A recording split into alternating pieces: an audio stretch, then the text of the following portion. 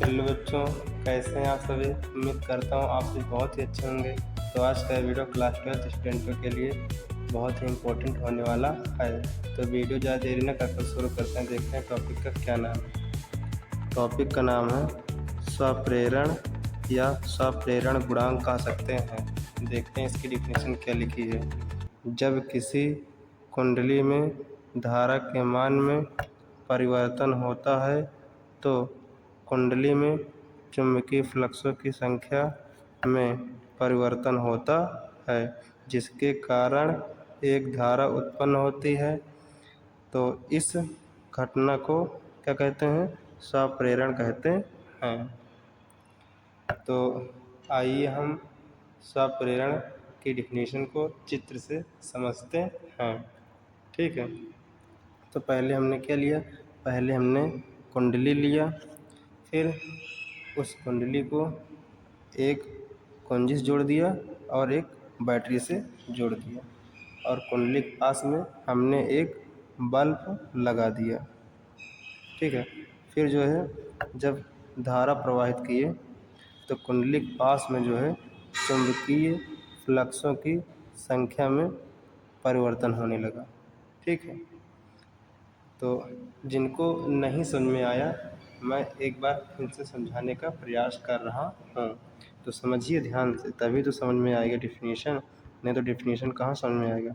मैं ये कह रहा हूँ, मैं एक कुंडली लिया, ठीक है, उस कुंडली को हम कुंजी और एक बैटरी से जोड़ दिया, ठीक, और कुंडली के पास में एक बल्ब लगा दिया।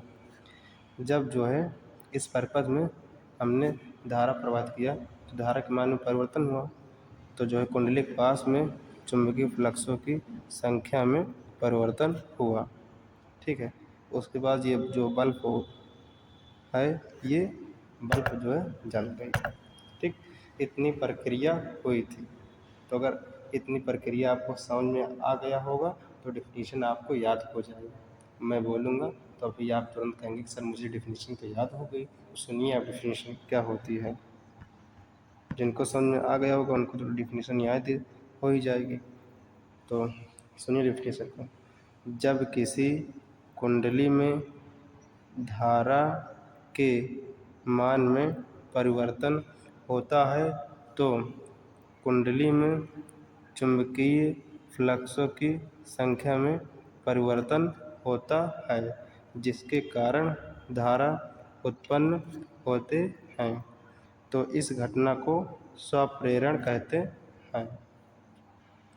चलिए, जो बच्चे कमज़ोर हैं उनके लिए और जो कमज़ोर नहीं हैं उनके के लिए मैं एक बार फिर से बता दे रहा हूँ इसकी डिफिनीशन को।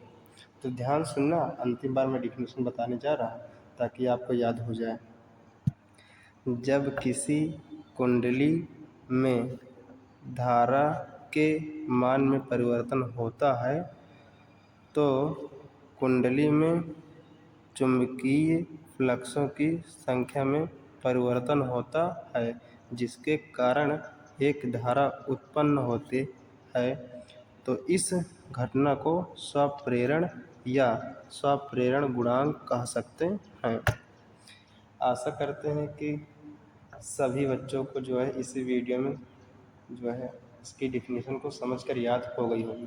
तो जो बच्चे चैनल पर नए हैं वो पहली बार सब्सक्राइब कर लें और वीडियो को लाइक कर दें, और कमेंट बॉक्स में ज़रूर बताना कि ये टॉपिक आपको कैसा लगा। ठीक है, तो मिलते हैं अपने नेक्स्ट वीडियो में। तब तक धन्यवाद। जय हिंद, जय भारत।